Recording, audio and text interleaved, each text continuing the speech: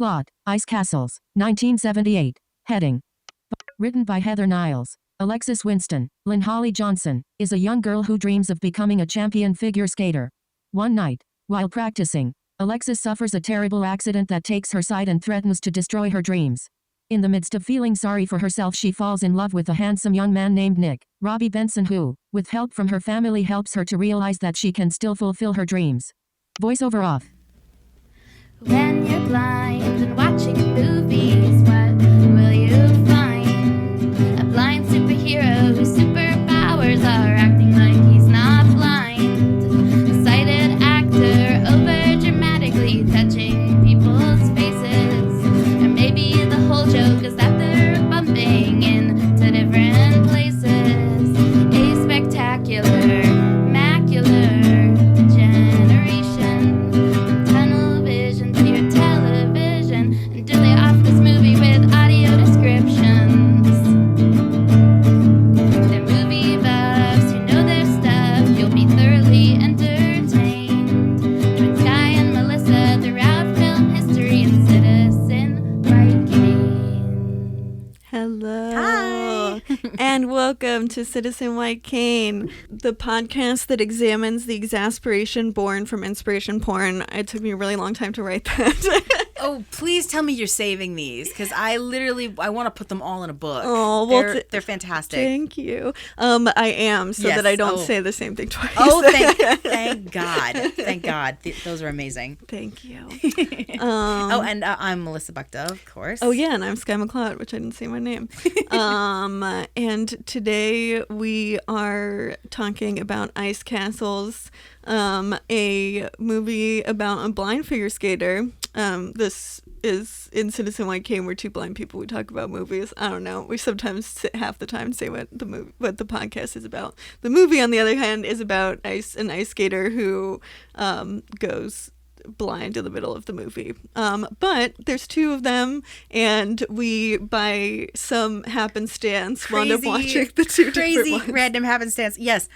So my excuse, I made a boo-boo, and my excuse to a lot of the boo-boos that I make is I'm fucking blind. Yeah. And I accidentally rented the 2010 version of Ice Castles.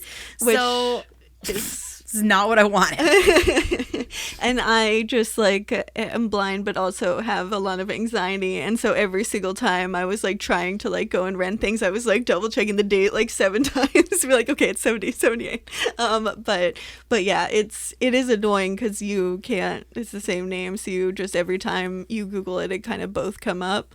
Right, and so you just have to make sure, which is annoying that it's not more differentiated. And it's not like you can return a rental to iTunes and then rent another movie. Yeah. So why can't you do that? I know, right? That is how I watched this movie. Through iTunes. I don't think it was streaming anywhere. It is not. And also, I usually get them on Amazon. Mm-hmm. And Amazon, it's had a thing where it looked like it was available, and then I actually went to the page, and it said because of some sort of content deal, it's not available to buy or rent on Amazon. Oh, that's weird. I think the same happened with Blind Dating, but this one at least was also on iTunes, but it was very bizarre because it said that it was available, and then when you actually clicked to it, it wasn't. So, yeah, well, and that's funny because this Blind Dating, it's not anywhere, and that doesn't surprise me because it was such a small movie. This though, this is not a. I mean, granted, this movie isn't in the zeitgeist right now, but if you walk up to any middle-aged lady or dude and ask them if you've seen Ice Castles, I'm pretty sure they'd say, yeah. Oh, yeah, I know. I've seen that years and years and years ago. I feel like in the 70s, it's kind of like music. There was a lot more monoculture than there is now. Now, it's all so specialized that there's just only maybe two things that everyone's seen. It's Game of Thrones, I guess, and I've not even seen Game of Thrones, so it's not really everyone. I can confirm though that the remake and the original share many, many things, and one of the things they share is the powerful single inspirational song from the movie, really? Through the Eyes of Love. Yes. It's also, you have to deal with that too. It's not at least like Evanescence. Oh no. No, it's the whole thing. Oh yeah. That's so bad. Fantastic. No, it's so fantastic and terrible. That song, and so now we're gonna have to like educate each other on the movie, but they play the song in the 78 one like 3 times. And I'm just like, why does this continue to happen? I only remember the actual singing of the song coming up once, but you hear the melody several times. I think it's her is it an act? What is it? Her program. Yeah. Yes. Yeah. Her program is Through the Eyes of Love. To the music only version of that song that is very, very dramatic. It is. I guess it is very kind of like 70s, late 70s ballad, but oh my god, it is just so dramatic. When I heard this, I thought of the song from Quest for Camelot. Here in my eyes, your eyes. I don't remember. I'm gonna look it up because it's gonna drive me crazy. But that's exactly what I thought of because it's as cheesy and terrible as that song is. Actually, Quest for Camelot is something we could consider doing. Yeah. Is there? There's a blind blind character. hermit. Because I looked up animated movies with blind characters, and it literally. Ooh. Well, the thing was that you know how Google is sometimes like if you Google capital of I don't know what's random country Hungary or something, it will just like pop up with the answer as the Google #1 thing. It'll be like, oh yeah, you mean Budapest or whatever. Oh yeah. It literally, I Googled like blind character in animated movie, and it was like, oh, you mean the Camelot movie. Oh my god. Like it was just like there's no other answer, and it was all that movie. There's gotta be. I mean, I love animation. There's gotta be. Apparently not. Also, we can do it. I have no problem with it. It's a shitty ass movie, but we can do it. The music is great. I wish we had a lot of animated movies we could do, but apparently there's only one. The song is called "Looking Through Your Eyes." Looking Through Your Eyes. Which one? Was it nominated for Academy Award? I don't think it won, but I think it was definitely nominated, but I don't think it won because I saw the Wikipedia. They said that it was nominated. For Academy the other Award. Song. Okay, yeah. Through the Eyes. Through the Eyes of Love. Sorry. Through the Eyes of Love. That's what I meant. Yes, sorry. Okay, gotcha. I'm not surprised that it was nominated. I'm not surprised that it didn't win, but I'm not surprised. Don't quote me though. I'm trying to remember if it won or not. So I'm not 100% sure if it did. It could have won. I don't know. I never liked the Academy Award songs. No. Let's start off with so it was my week to pick the movie, and this is one I picked because I remember my mom watching it when I was little. I wouldn't say it's one of her favorite. Actually, no. She really likes this movie, and she likes this and the Cutting Edge movies. Cutting Edge. There's a whole trilogy of these things. They're figure skating movies, my starring the lady who played Ren on Even Stevens. So is it kind of like Step Up? Yeah, but for figure skaters. Yeah. Oh my gosh. Anyway, So she really liked this movie, and I remember watching it with her when I was really little. I remember the last scene in the movie, the ending of the movie, vividly. Like I didn't even need to. I can recall like shot for shot what that scene was, but we'll get there. So, all of that being said, what did you think? You don't like it? Yeah, it's all over the place. I mean, it's very like it's both all over the place and also very bland and unmemorable. Like it's first of all, I mean, we were talking about this before we started recording, but it's like the first half of the movie, if not a little bit more, she cited. I think it's like more than half of the movie. It's like an hour. Yeah, because the movie itself, I think, is like an hour. Less than 2 hours. Yeah, it's about an hour and a half or an hour and. I think it's like 40, but 40, it's like so. It takes a really long time to like actually have her become blind. Mm-hmm. So, like, I guess that's kind of you couldn't do enough with just like her being a blind figure skater. I guess like you have to like have all this like backstory. I think, and I was thinking about this too watching. I think it's because the director thought that you needed to see her rise to power. Or not power, but rise to fame, to really feel, when she lost it all. Right, and the assumption is that like she lost it all when she becomes blind, which was the thing that which is why it just didn't land with me, because I was like, well, she didn't like lose her like use of her legs. I mean, like, No, you she's can still very easily figure skate, especially if yeah. you already knew how to when you're blind. Exactly. Her body is fine. Now, and then that's kind of what I was thinking too. She still has the muscle memory. So, right. But I guess my question is neurologically, is her balance all messed up? I mean, it's gotta be the two things that would be affected is her balance and her ability to see the end of the rink, which is kind of something they go over. And I think they go over both of those things. Mm-hmm. But like those two things are not that big of a deal and are easily something that, you do like basically rehabilitation for like a few months. And I imagine you could like learn how to do it. Like it really just doesn't seem like ice skating would be that affected. Yeah, and we are shown and told in both versions that she has light sensitivity. So basically, she's looking through a super, super, super, super, super blurry. Well, it looks lens. like my vision in the movie, but they don't actually talk about light sensitivity in the first one. Okay, in the remake it's said. Okay, they actually do bring it up. Like she still has light sensitivity. Does it come up? Oh, like has light sensitivity, not like she's sensitive to light, but like can still perceive light. You mean? Correct. Yeah. I see. So she has like light perception. Sorry, you're right. Yeah, light perception.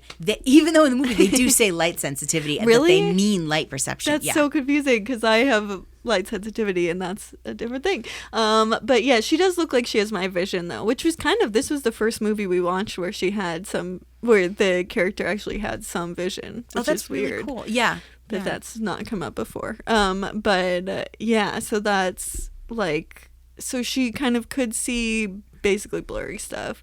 I mean, I guess in the movie we see her vision and it is worse than mine, but I imagine she's probably dealing with a lot of the same weird problems of just like having some vision but not enough. But yeah, so she basically, like, once she becomes blind, they're instantly just like, yeah, her career's over. She's not going to ever be able to skate again. Well,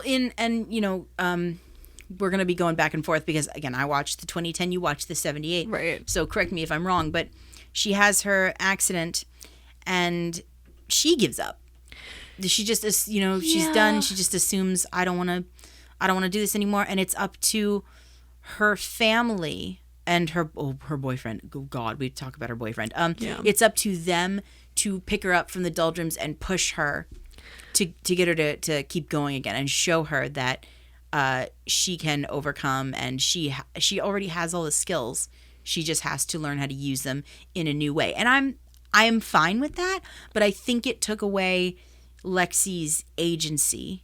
Well, okay, so this is something that I guess we'll have to like kind of figure out how much is in the 2010 one as well, but like, because I was like, is this just how women were treated in the 70s, because it just seems so horrible. But like every single person in her life from day one is just like telling her what to do, and like she has no ability to choose anything, like before she's blind. Like just like her coach is really she has two coaches, because she has like her hometown coach and then she has the more same fancy coach. In the remake it's her aunt, but same deal. It's her aunt is the one who's the coach at home, right? And I think that like it seems like they're almost related, but it's very unclear if they are. So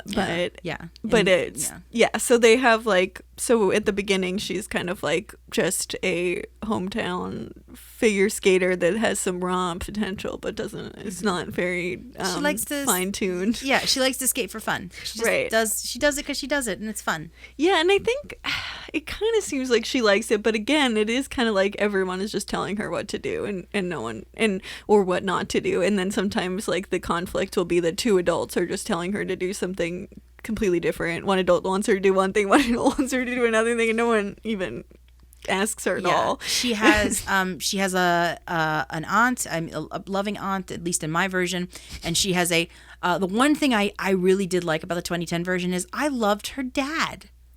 Her dad was fantastic. Yeah, her dad's kind of a dick in this one most of the time. Good. Okay. Oh my God. So she has a father. She has a mother who's out of the picture. Oh, is she not dead in the 2010 one? I don't ever remember them explicitly saying it. They just kind of have to infer that she's gone. Oh, okay, because they do definitely say that she's dead multiple times in the old one. Because I was like, I remember her being dead. But yeah.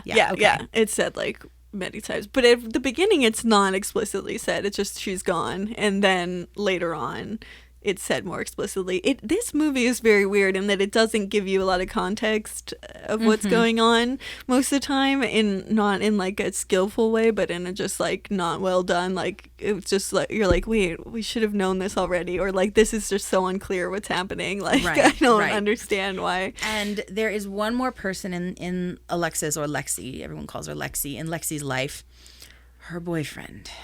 Is he different in the 2010 one? No, I mean, I guess no. He's still an asshole, and I want to punch him in the face and just scream. That was probably the hardest part about watching this. Is I hated him so much. Is he worse? Because I found him kind of harmless in the 78 one. I think her dad was shittier than he was. Oh, interesting. Okay, because this one, exact opposite. Like her dad is a really big softie and very encouraging and loving and really, because her dad in the 78 one is the one who's like the antagonist for the first half, because he's like, you shouldn't go and be a figure skater, you can't, like this is a dream, a pipe dream, like you're never going to be a figure skater, basically. No, like you shouldn't leave to do this. Not at all. Complete That's opposite. Funny. That's yeah. So her boyfriend Nick, in my version, is a hockey player, and he wants to get a hockey scholarship and go on to state and be a hockey player. Same as the original. Cool. Okay, cool. And he encourages her to do this. Like, you're good. You're really talented. You should go. You should do it. Because I think he thinks that nothing is really going to come of it. Right, of the ice skating. Yeah. And of course she does, and she's got all this talent and potential and everything. And then he gets mad because she's not doting on him anymore, and he flops at his audition is not the right word, tryout. He flops at his tryout and doesn't get accepted. He doesn't get the big hockey scholarship that he wanted. Yeah, that happens in the original too. Okay, cool. But he is so needy and doesn't support her, and then she gets big and famous and he's mad. And I get it, he didn't get what he wanted. But he doesn't support her at all. Right. Did they cut out the fact that she winds up dating someone else randomly? Oh, okay. So they allude to it. The fact that Nick finally makes it to it's her semifinals or something. Yeah. He makes it to one of her competitions, and he sees her come off the ice and kiss.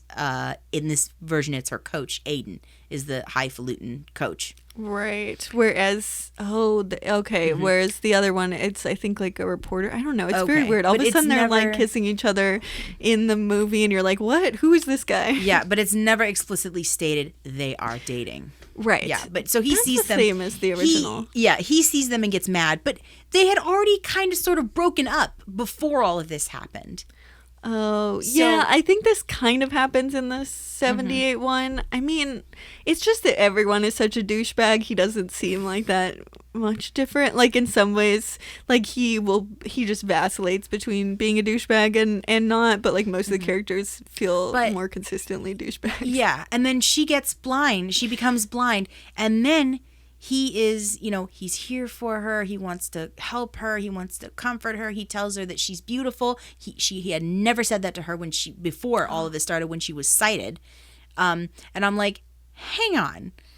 Is the fact that now, like, she's disabled and, you can swoop in and be her knight in shining armor, and she needs you.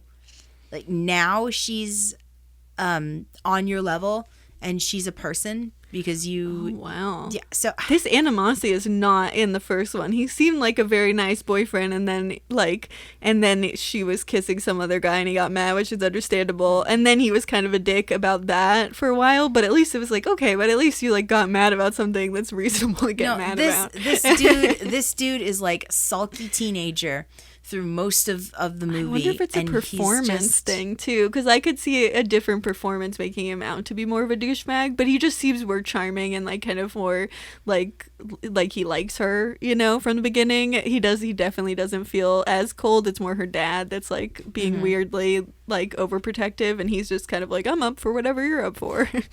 Well, in the original, I mean, he's played by Robbie Benson. Yeah, Robbie Benson. So I don't think they wanted to make Robbie Benson look like an absolute tool.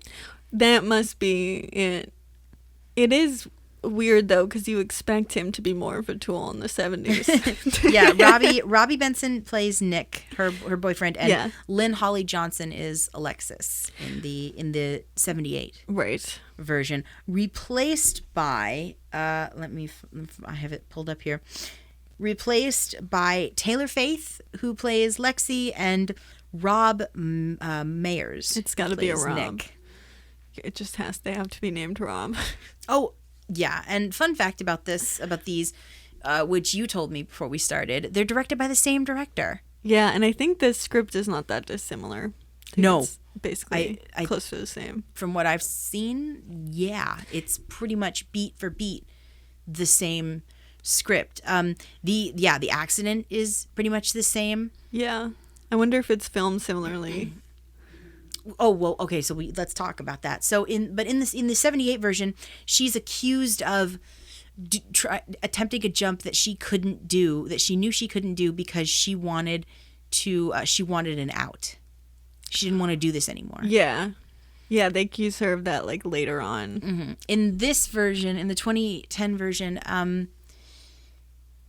she does it. Everyone's at a party. It happens at a party, so it's the same thing. It happens at a party, and it happens on a rink. But in the other version, it's a lake. They're at someone's house, and she goes out and skates on the lake because In the 78 one? in the 2010 one, I think that's what happens in the 78 one. she's on a.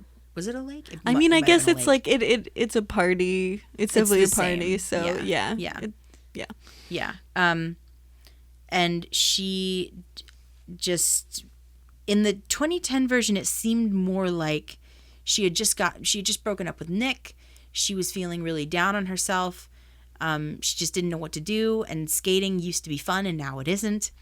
And she goes out and skates. And I don't think it was with the intent to injure herself. Definitely not. No, Which is just like such victim blaming. Like that just pissed me off, and then that was never like really addressed. Of like, why did someone say that? Like that's fucking stupid. Of course she didn't. No one even tries to get hurt. Like that's such a fucked up thing to say to someone. Skating is her coping mechanism. When things get hard, she skates. When she's happy, she skates.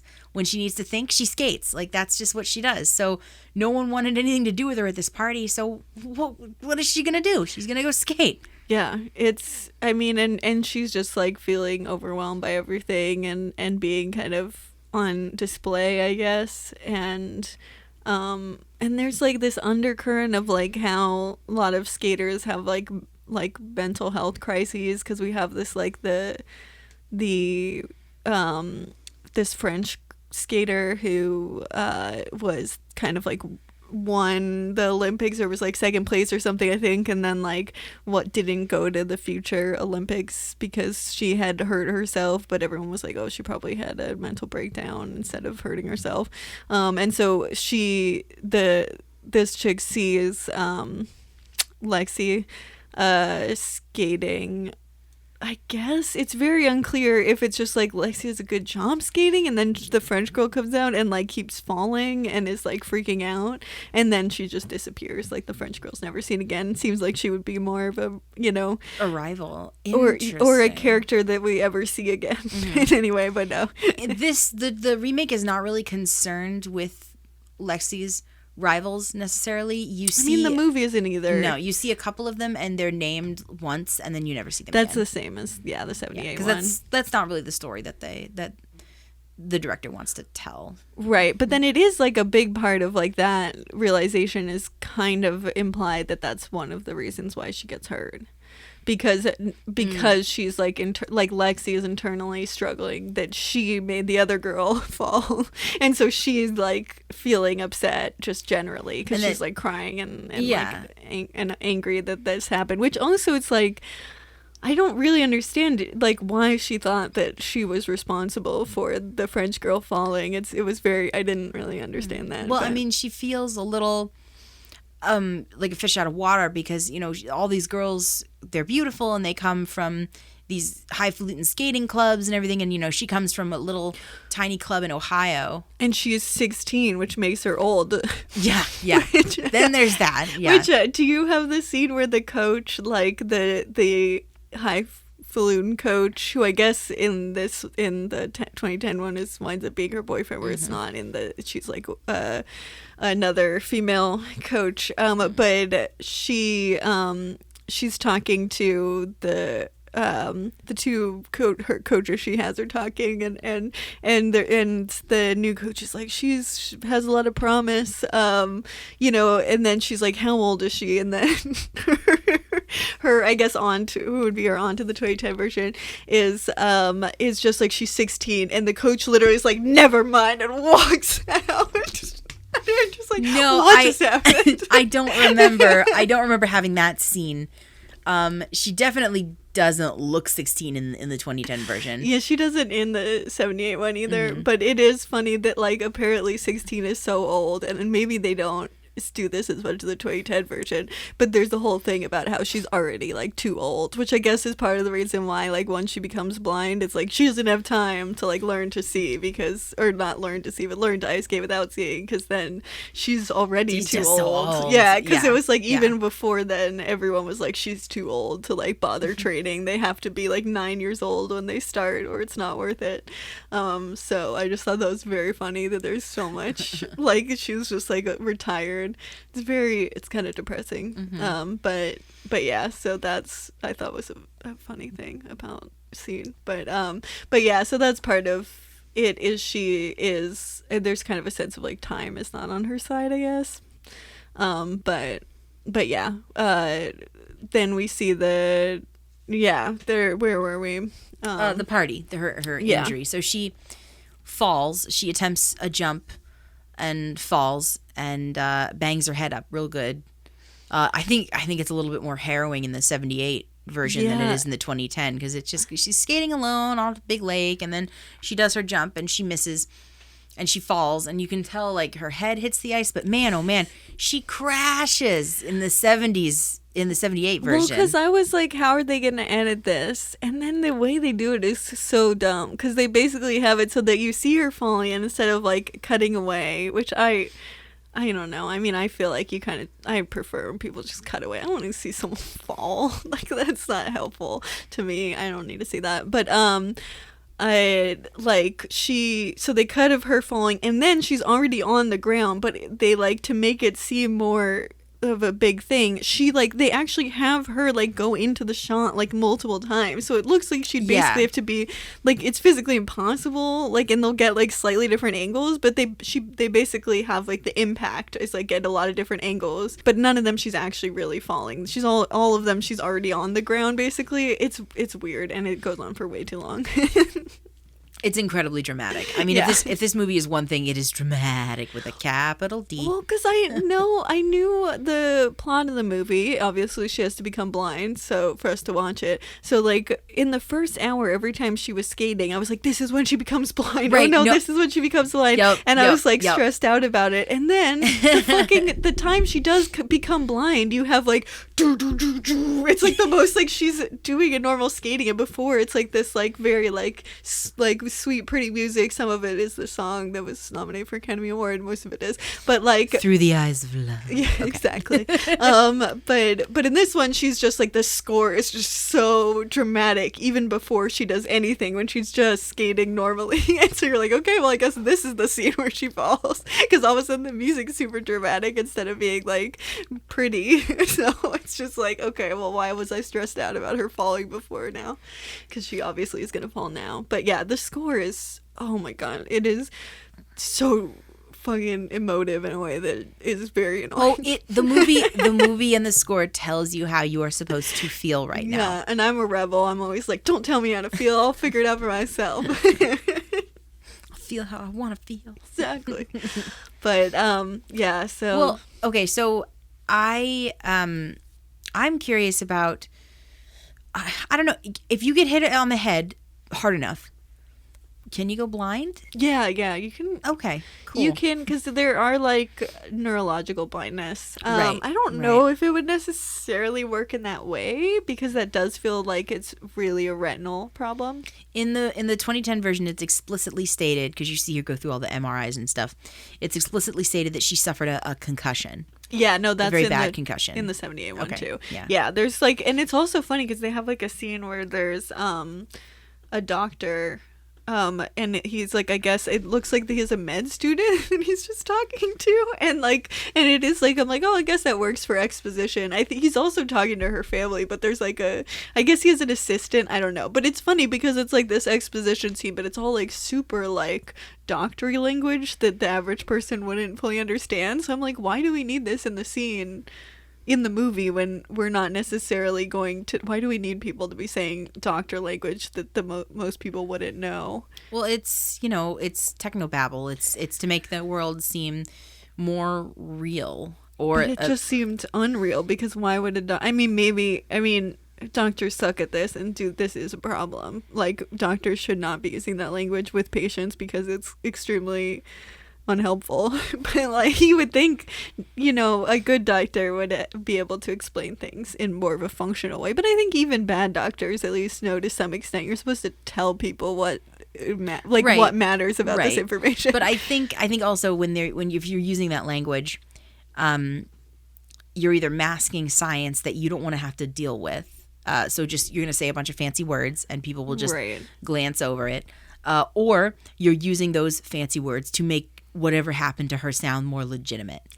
Right. But that's like, yeah. I mean, do you think we need that? No, I mean, they didn't have all the words in the 2010 version. It was a concussion. Okay, yeah, because they're like actually saying like parts of the brain and like explaining a whole complicated thing, and then it's actually really hard to figure out what happened to her because it's kind of getting lost. And I'm like, why do we have a bad doctor, like a doctor that sucks at communicating? This is a movie. The doctor could be as good at communicating as you want them to be. Like, why would you make them bad? No, in the newer one, it's just, she's a concussion. She has major light, or she can perceive light. That's it. That's probably a better way of doing it. But then like, yeah, I don't know exactly because I know you can have neurological blindness, but I don't know if it would be how similar it would be to the vision that she has. I mean, because I don't know, it feels like the vision she has feels like a retinal thing because it's just everything's blurry all the time, and it's like very what's the right word, consistent. Like, it's just like everything is a blur and you can only just see vague shapes, and that's like, that seems pretty consistent. Whereas I think neurological blindness tends to be, especially if you do have some vision, it tends to be a lot more all over the map on how it like presents. It wouldn't be so consistent. Like, it feels more like that might be an eye problem.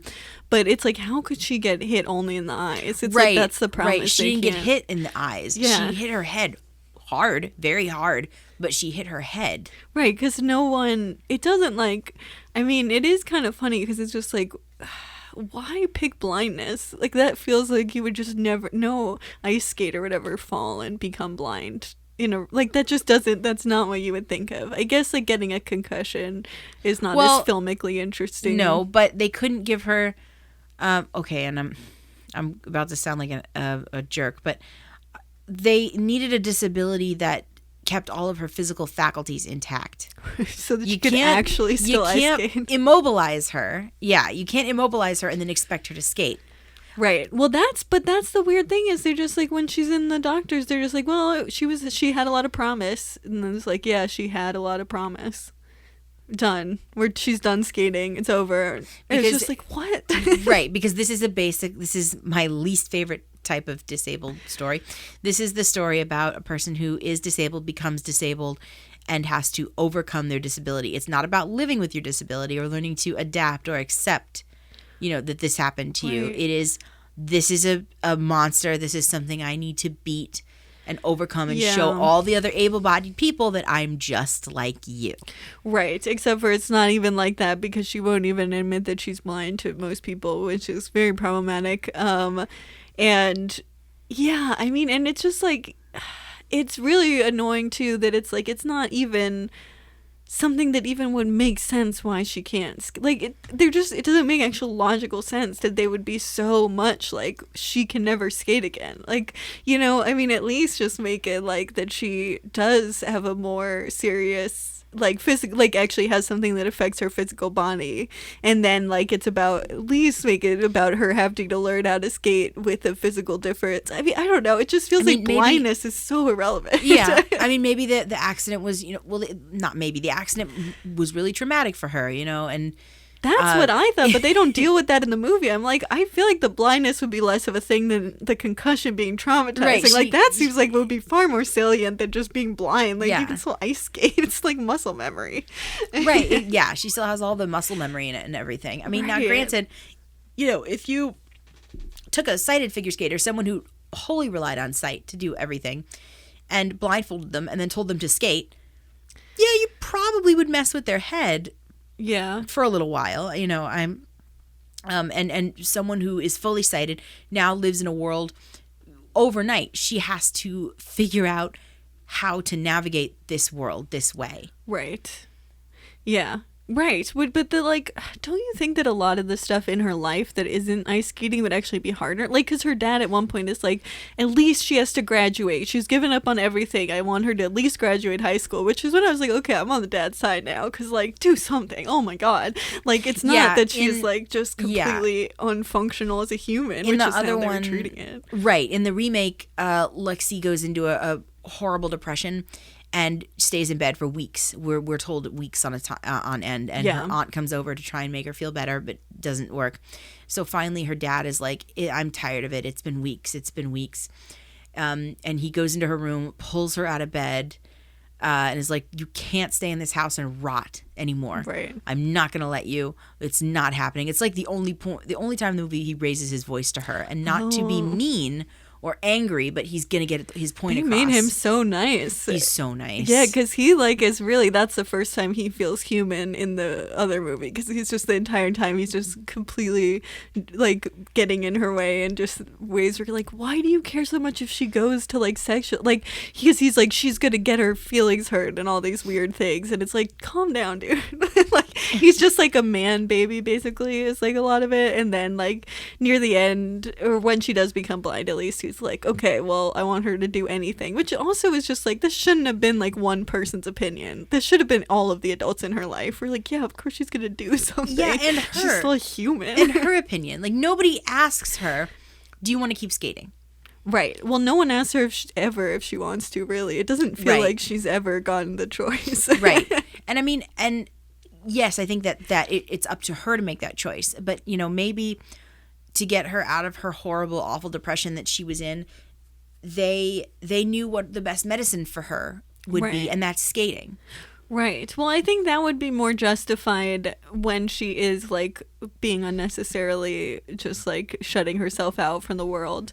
Because, like, I mean, I can see you have a story where someone is just, like, shutting themselves out from the world in a impractical or unreasonable way, which has definitely happened, and that all the adults are like, you know, this sucks, but you gotta, like, figure out a way to keep going, because there's a lot to live for, and sight is not the entire world. Like, you can have a happy life, and, like, this is just, you know, you're allowed to grieve, but you also need to start your life up again. And, like, also, like, saying you should do stuff you love again, that is totally fair. And even if maybe she's reluctant to do it, I think that's the kind of, like, tough love that I can justify. If it's just like, I know you love doing this, and this shouldn't stop, like, blindness should not stop you from doing this, and so I'm gonna say you should still be doing this thing that you love.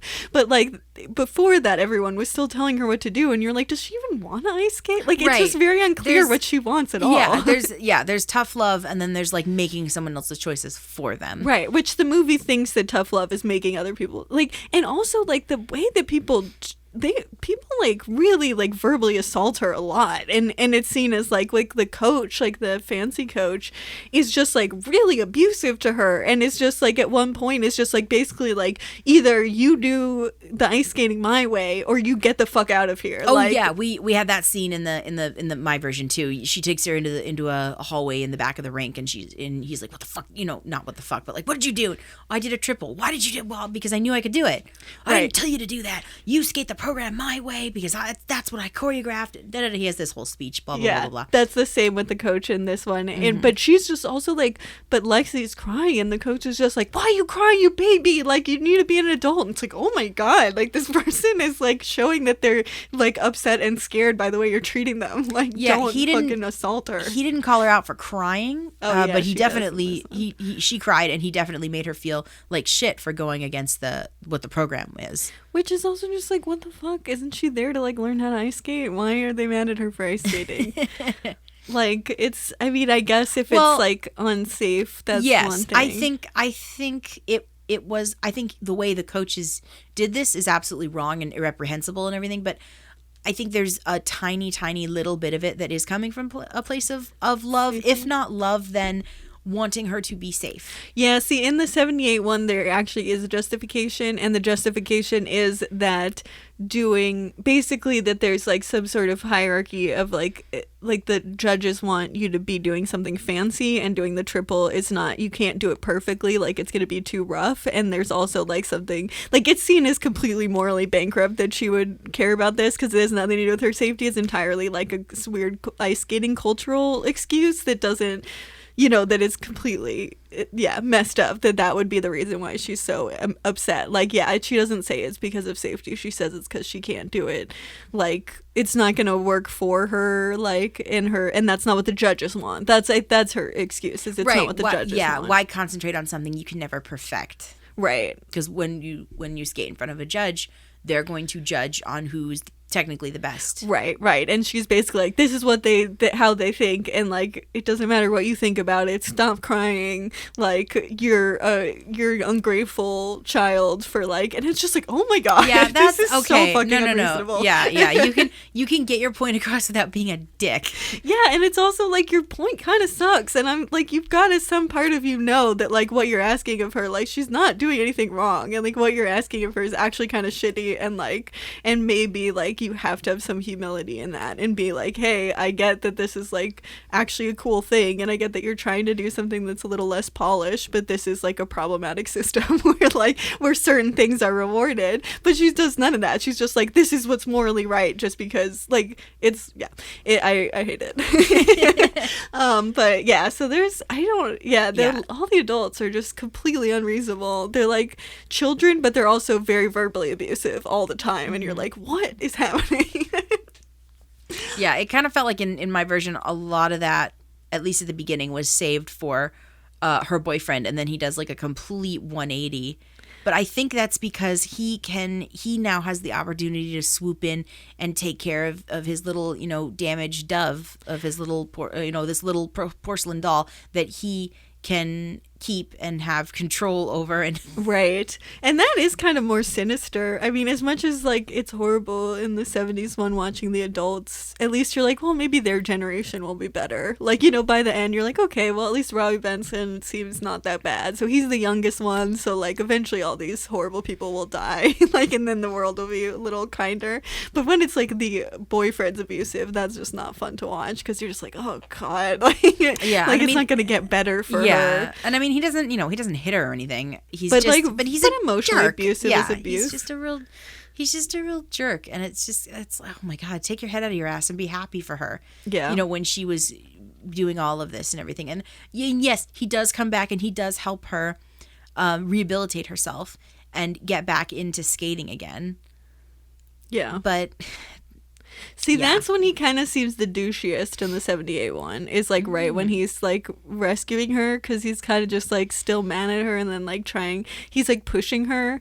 He's kind of doing like this weird tough love thing that is just like, that's not helpful. There's a moment where she attempts to jump on the pond, and he says something like, what, you can't do it because there aren't a bunch of cameras watching you. Right, which you're like, what are you doing? Whoa, yeah, it's like that came totally out of left field. Everyone like constantly is like, it's like you did the flip, because you wanted and fell because you just wanted out of all the pressure is like one of the things, and then it's like, you know, you only want to do it for the attention is one of the other things. It's like everyone is like, what the just maybe she's just doing a sport that's dangerous and got hurt, and like, and now she's struggling because she has a disability that apparently is going to make it that apparently people are going to just write her off now for like some fucking reason, like, and it's just but everyone is just coming up with a way for it to be her fault, and you're like, this does not seem like it's her fault. And like, you know, as annoying as it is for her to be like isolating herself, maybe the adults like need to like look at themselves for a second, because like that is not the way you treat someone. Like, that's a really fucked up thing to do to a kid. Like, yeah, it's really she did, because then she thinks she needs to go out and do something like that. Yeah, because she has something to prove to these idiots. Right. And she has nothing to prove. She's a really good figure skater. Right. And it's also like, and the fact that she has to be like so polished to like win the respective judges is like set up at the very beginning, and we keep coming back to that idea. Well, yeah, that's a systemic thing in the sport of figure skating. Right. But then that's never addressed as it's only seen in the movie as like, yeah, this is just how the world is, you know, and it's like, well, you know, what can you do about it? Like, and you're like, we could also question that. I mean, I would love to watch a movie about a figure skater questioning that. Oh, I can give you 2 recommendations right now. I, Tanya is fantastic. Oh, yeah. That will absolutely help you out with that.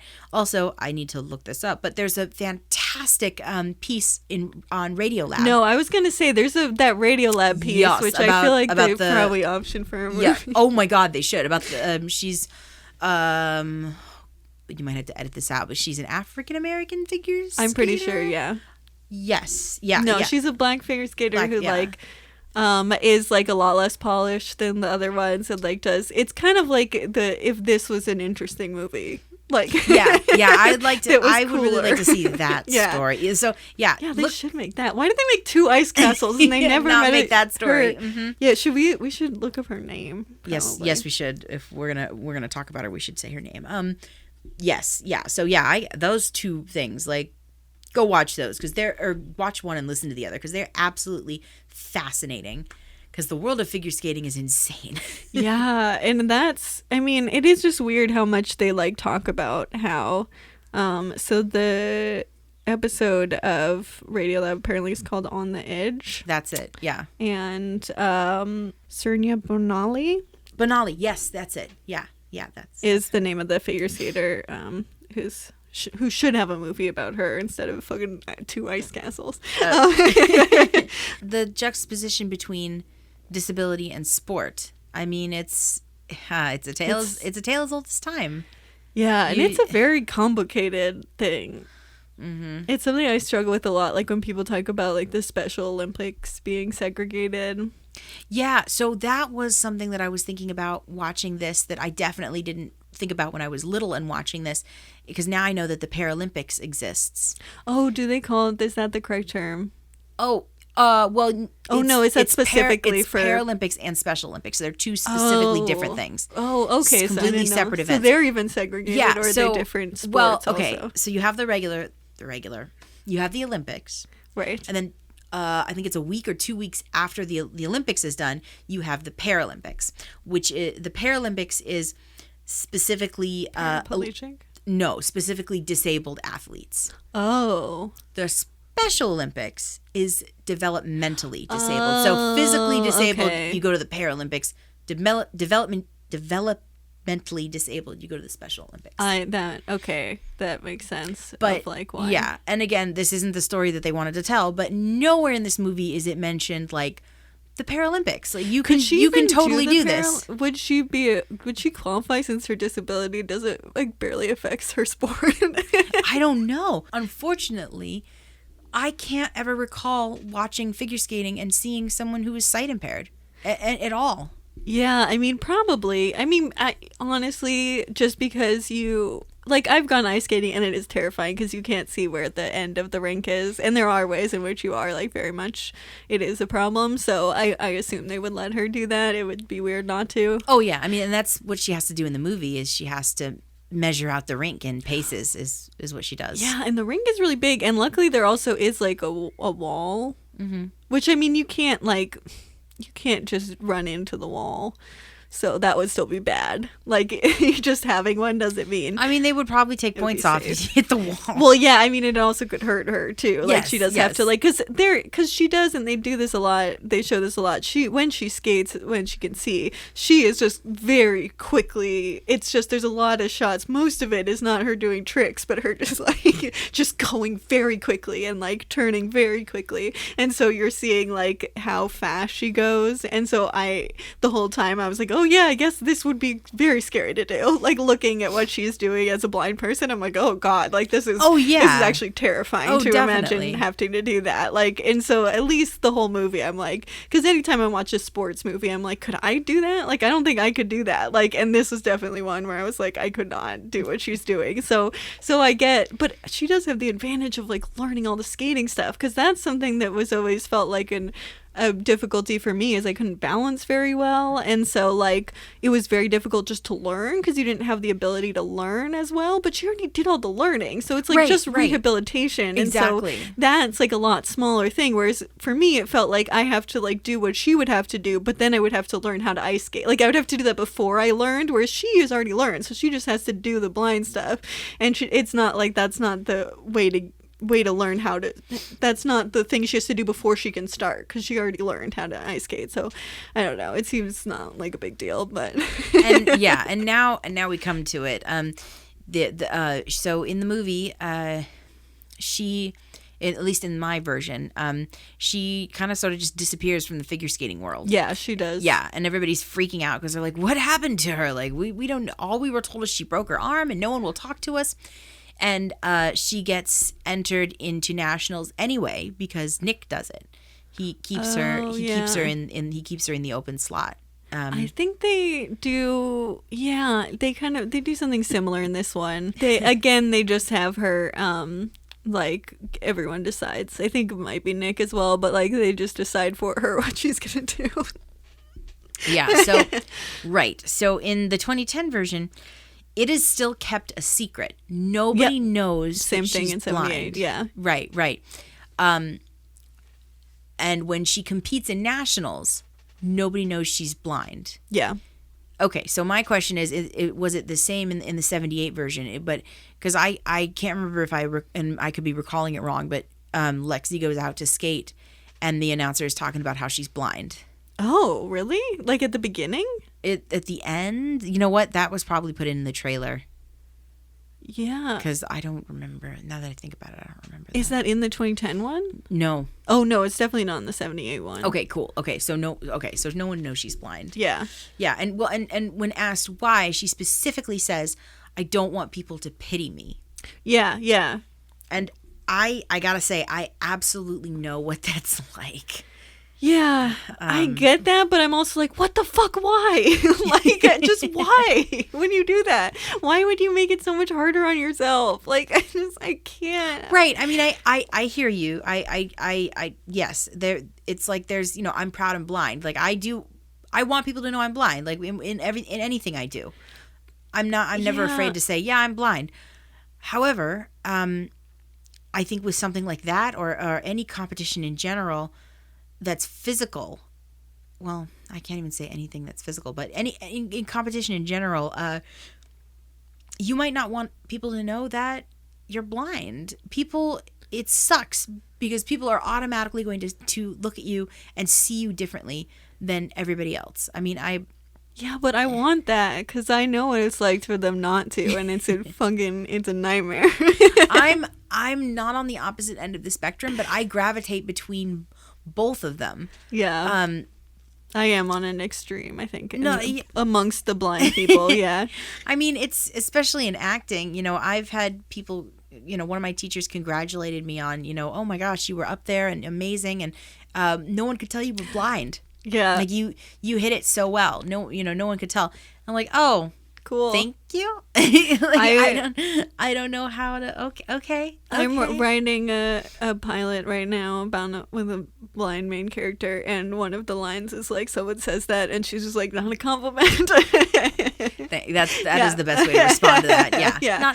Not a compliment. Now, granted, the character that I was playing is not supposed to be blind, so there it is. But it's also like not our interest to be cited, like, because it's like that's not good. That's not a good thing. I think is what we both think about that. It's just like it's not a compliment to say that we're like something we're not wanting to be like, and like Right. you could play a role, and I mean, I don't know, I guess like if you play like a douchey guy, then no one would ever say like I couldn't tell you weren't, like, you know, like like what would be the things where it would feel appropriate to say like you really disappeared, you just seem so much like this douchey guy character. Well, that's an appropriate thing to say, right? But people don't say to that, an actor, where it is yeah. like more of a compliment when it is something that's not like, that isn't just like, okay, well, like, yeah, like 99% of people,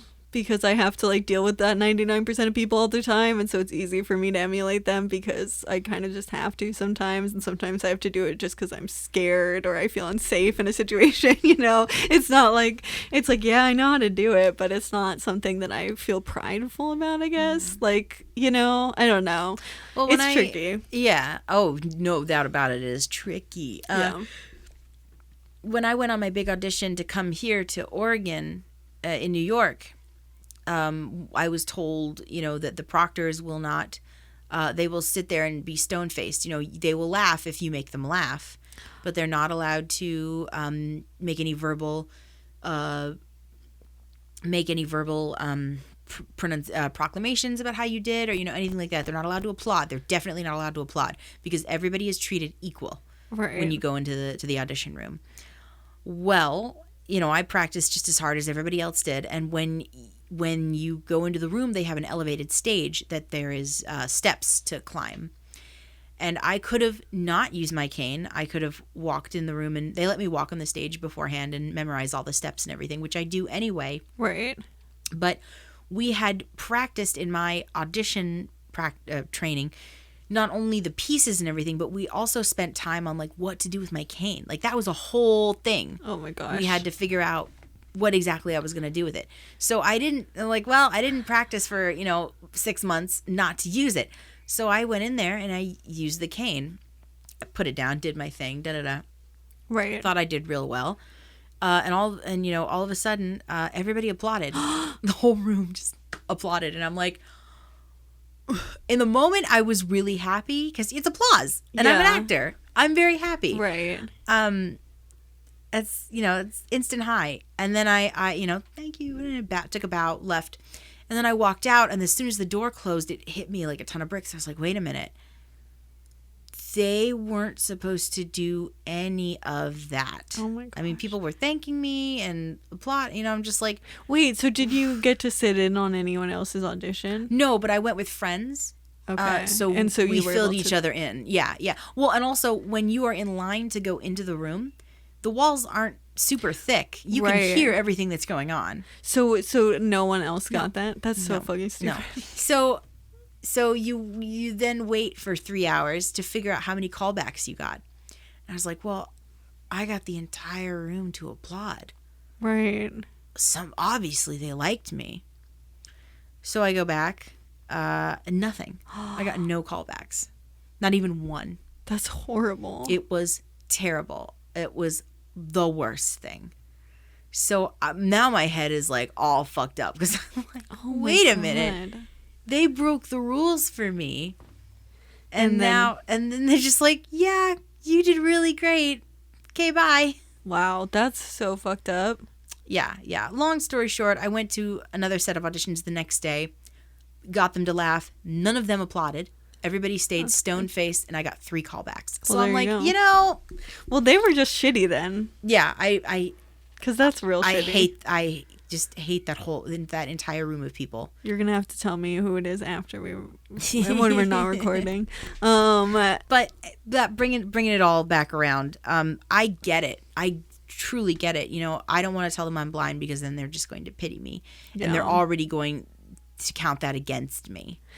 Yeah, that is something that like, or you go out there and no matter what you do, like you could take a dump on the rink and they would applaud you because you're blind. And at least you got up today and you put the skates on and you went out there and did it. Right. Well, which is like a very low bar.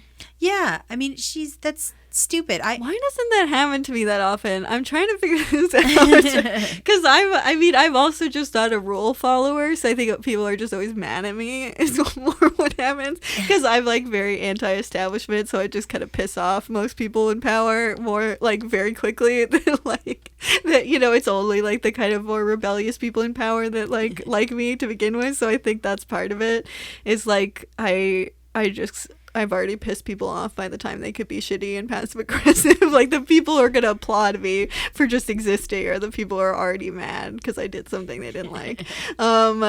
Maybe, I don't know. It's weird that doesn't happen to me very often because I've also heard a lot of blind friends say that. And it could be that I don't know why. It's it's something I really want to figure out because it is weird. And I kept asking myself, are they applauding for me or the cane? Right. Yeah, I mean, I think that's like something that I would get really mad about that.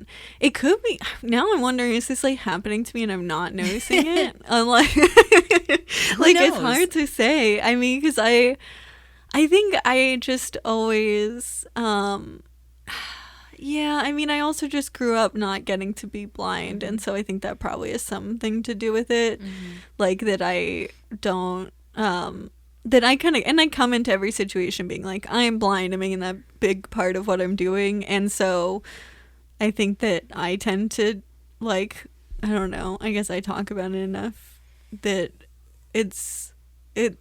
like just so people don't co-opt what it's right. Like I try to like throw in things that people wouldn't necessarily assume. Yeah. I mean, it's, if you're not going to cast me, don't cast me. That's fine. Yeah. If I don't fit the role or if I'm not the type of person you're looking for, don't cast me. I'm not angry.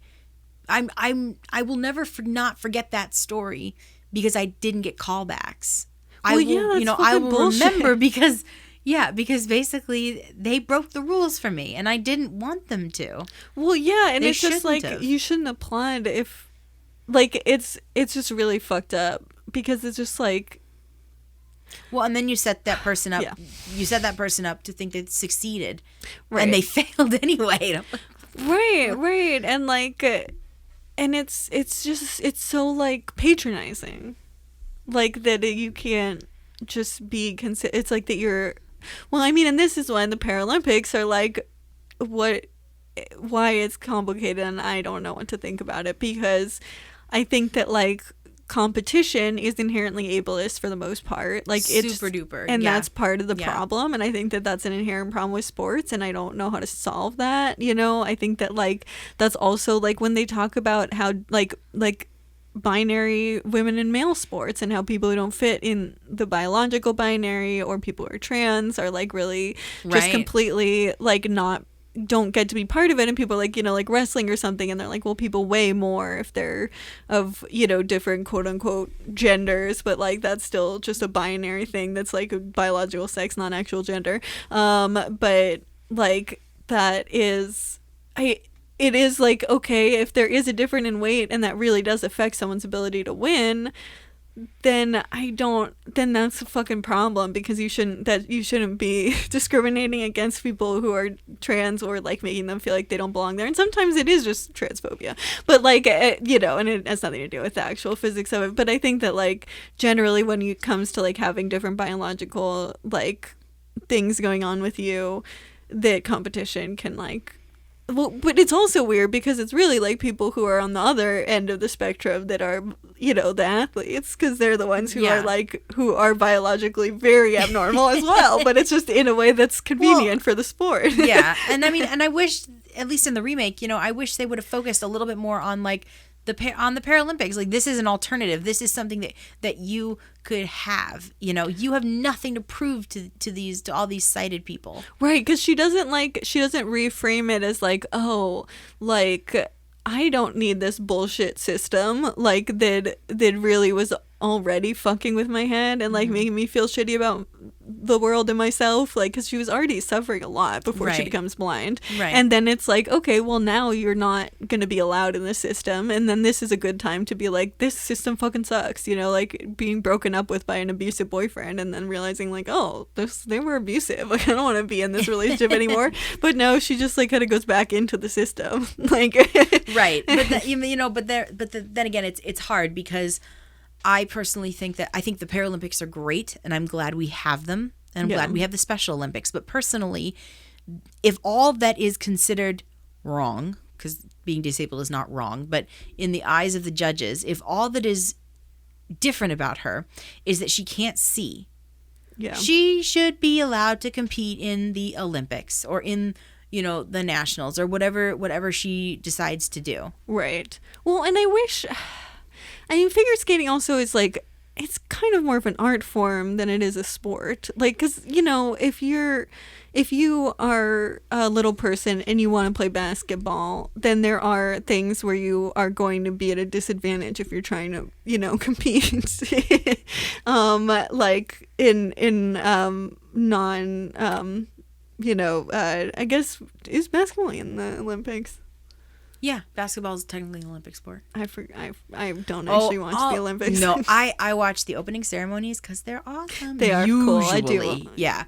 And then I like to watch the Parade of Nations. I have certain sports that it's so long. I love it. I want to be that person that is like in the booth and is like, Bulgaria. Like, I want to do that job. That would be fun. That's what I want to do. I think I watch, I pick and choose which sports I watch. I mean, Summer Olympics, I'm going to watch gymnastics. I'm going to watch equestrian.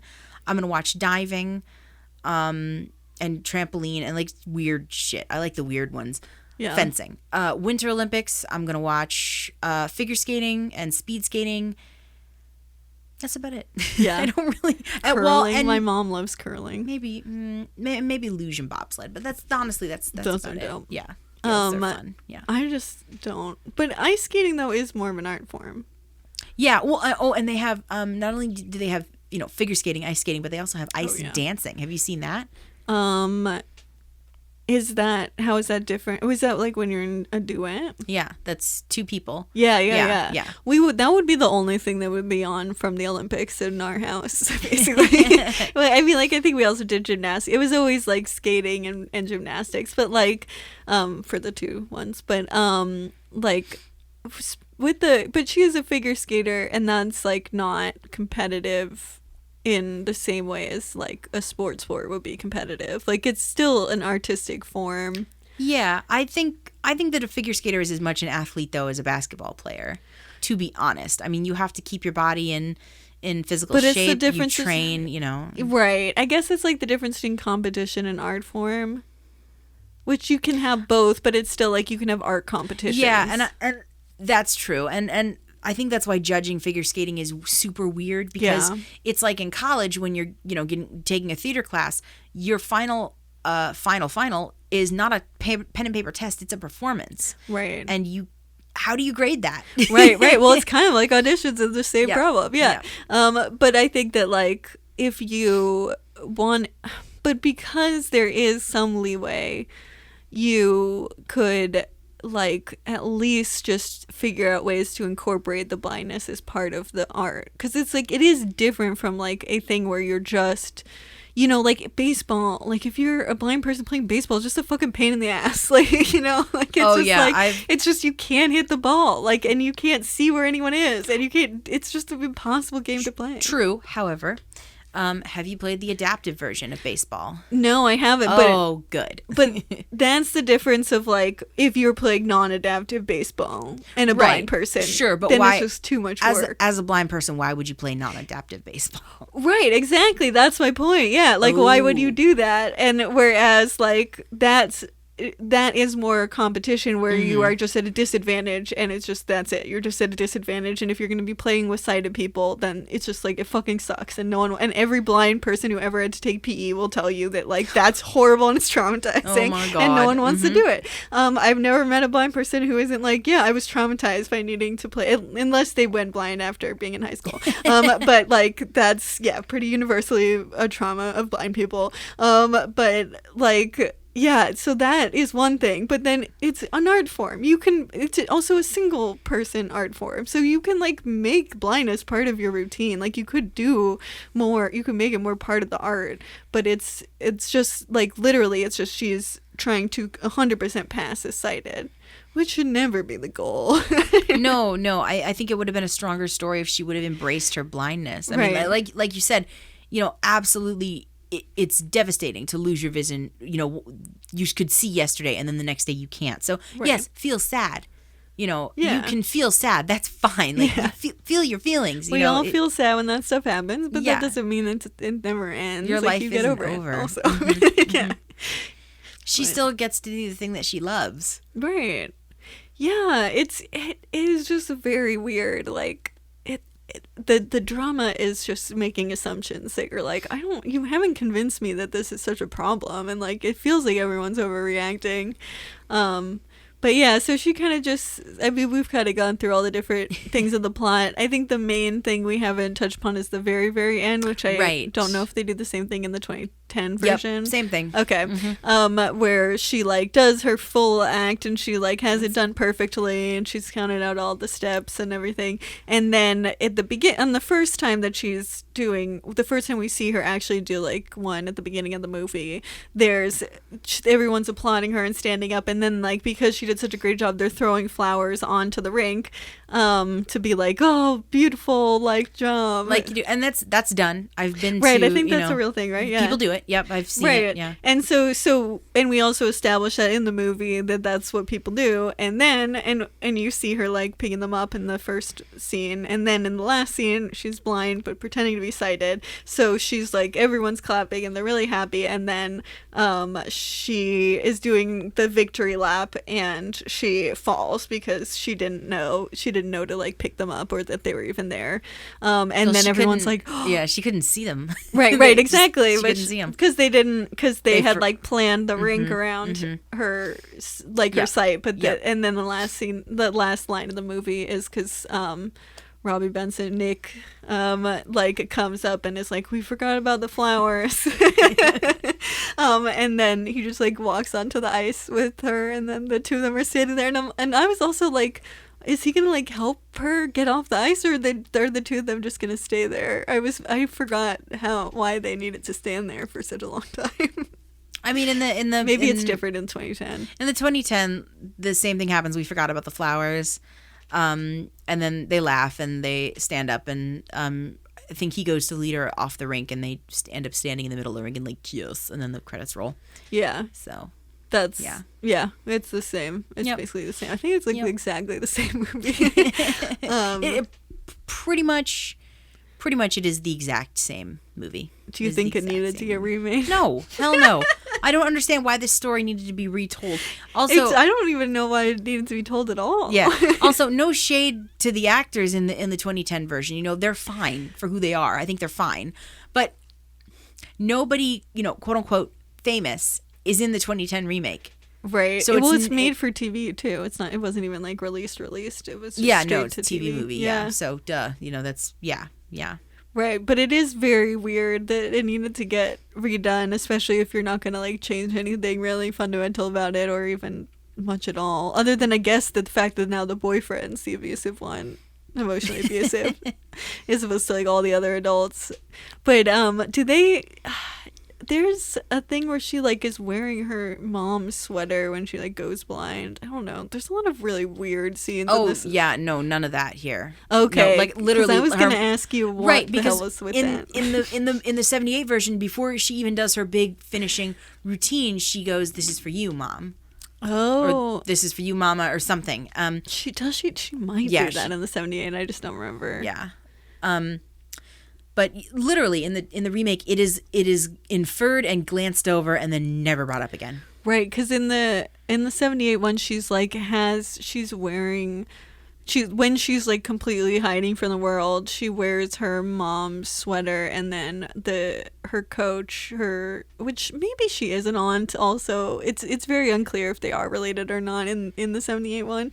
But the from home coach is like, get that sweater off. Why are you wearing your mom's sweater? And like is like just like trying to yank it off of her, and it's like, what is happening? Why can't she wear her mom's sweater? Like, what is going on? Well, it's like she tries to comfort herself, and she tries to Yeah. she's trying to get through this really traumatic thing that that happened to her, Right. and everybody is just like, snap the fuck out of it and go skate. Right. They're so aggressive towards her, or they're just like, they're either like, go skate, or yeah, you're right, your life's over, so just like stop being a baby about it and just accept that you're never gonna do anything ever again in your life. And it's like, wait, what? I'm sorry, that's like so fucked up on two different levels. And that like the fact that it helps to like verbally assault someone as a way of calming them down, obviously not helpful. And then also the fact that being blind is the end of her life, which like half the characters seem to believe, is just like, what the fuck are you talking about? I don't know if it was the same in the 70s one as it was in mine, but because we know that Lexi is blind, and that is a plot point in the story, there's nothing about this actor's performance that says I'm blind. Oh, yeah. At all. Now, granted, we have to deal with a person who has had vision all their life and then all of a sudden Right. just doesn't. So Yeah. you're not going to like pick up on the idiosyncrasies of being a blind person, in a day. I get that. Right. Because like in the first, one of the first shots, while she's blind, she's like looking directly at someone, and I'm like, okay, like, because I remember noticing that, but then also being like, she just became blind, so that's a little bit more believable. Like, she's much more used to like looking at people than a normal blind person who's been blind for a lot longer would be. But yeah, it is true. She never really, I mean, at the very end, I think the last scene where she falls over the roses, there's a little bit more, because it's the first time her blindness really, like, I don't know, it feels more salient, like she's trying to live her life again, but then like it's still going to get in the way. Honestly, the flowers party is probably the most interesting part of the movie, which is why they put it then. But it's also just like, you could have done a whole movie of stuff like that. Mm-hmm. Like, you could have just not done a bad movie and then only had one like even remotely salient idea at the very end. Like, but yeah, like she kind of like, sometimes she doesn't fully make eye contact with people, but it isn't a great blind performance. It's kind of it's not super consistent or totally believable. But yeah, I don't know how worse it is in the 2010 version. I mean, there's almost nothing that indicates she can't see. Yeah. Except for what she is saying and the situation that she's in. Yeah, you do kind of forget, because it takes an hour for her to become blind, and then when she's blind, it's also like, yeah, right, she's blind. Like, sometimes she occasionally will kind of show up, but there are times where you're like, oh, it's not like she's acting any differently. If I were to fix this, I know we haven't done this in a while, but if I were to fix this script, I was just thinking that. Yeah, I'm very interested in what you would do. But if I was going to fix this script, she would either go blind sooner or be born blind. Yeah. Or it would be really cool to just have her be visually impaired, because then that's even more, like we are. Although she is visually impaired. Right, but even a little bit more visually impaired, a little bit more sight, like a little bit more sighted. She's functionally blind, given how little she can see in the movie. Like functionally, not functionally blind, but functionally no sight blind. So yeah, I would change that. I want to see more of her rehabilitation. Yeah, definitely. Because you don't see a lot, like you see her try and get better because it's a montage, but I want to see more of that. I want to know more about what's going on in her head. I want to know more about how she feels about everything. I just want this poor woman to have some more agency. And then I think the ending, although I'm not going to lie, I'm kind of, going into this, I was wearing nostalgia glasses. So that ending, I think the 78 version is better, but that ending hits you. I mean, that is a triumphant ending. It's a really good ending. Right. It's, we've been building and building and building, and then there it is, and it's really good. Yeah, I think I definitely... Yeah, the fact that we only have her blind for 40 minutes is a problem. I think that, like, if we don't need the first hour of the movie, like, because she's also like already dating Robbie Benson's character, so we don't, like, Nick, we don't have any, like, there's no meet cute or anything, like, they're already dating. It's just a lot of her just living her life normally, of like all the things that are going on, and so the momentum really lags, and you're like, what, isn't this movie about a blind person? Like, what is happening? Why is this so much time that we're dealing with her, like, the different coaches she has, and like I would rather, I think it should be like she should go blind in the first 15 minutes of the movie. Like, it should be right away. We should spend most of the movie with the blind character. Yeah, and I want that, and that's a hard line to straddle, because I want, I want a good, I don't want to wallow in her disability. Like, everybody was raving about The Theory of Everything, the Stephen Hawking biopic. I did not like Theory of Everything. Good. Oh, thank you. You're one of the only people I've met that, you know what, I didn't like it, because I thought Ian Redmond's performance was awesome. Yeah. However, the movie wallowed in this poor man's disability. And I'm like, this is Stephen Hawking. I know. It's Stephen Hawking. The list of things that he's done is longer than my arm. I want to see that. Yeah, and then they cut out, the movie ends right. It is infuriating, because I'm like, since I was a little kid, I wanted to see a movie that starts at the end of that movie, and I'm just like, what the fuck, you didn't do the movie I wanted? Like, that could be interesting instead of this fucking bullshit. Like, oh yeah, I hate that movie. Yeah, so sorry. That's no, totally earned, totally valid.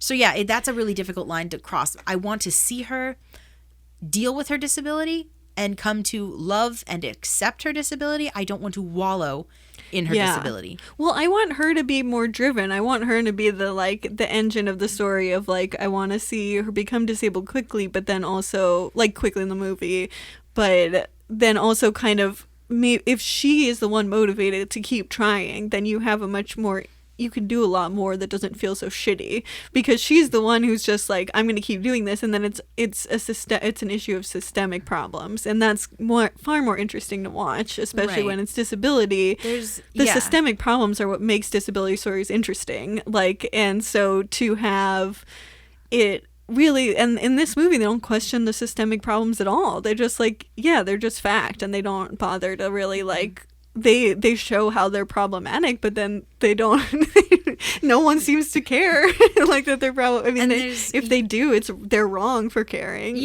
And there's no scene of, like, she's in bed or in a chair wherever and depressed, and then she stands up and says, I'm gonna do this. Right.